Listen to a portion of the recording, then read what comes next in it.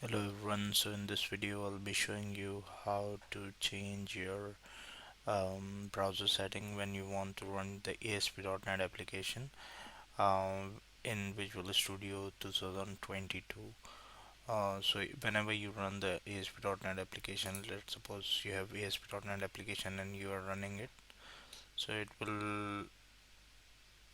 will always open in um, Microsoft Edge.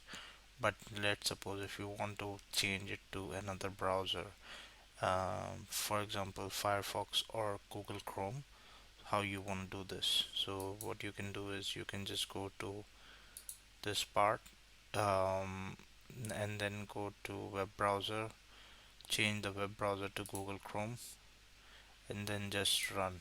So whenever you are gonna run this application will load in another browser. This is helpful when you have multiple windows open and you want to distribute the load to the other browser instead of same browser. Thank you for watching video. I'll be get back to you with another video. Thanks, and like and subscribe my channel.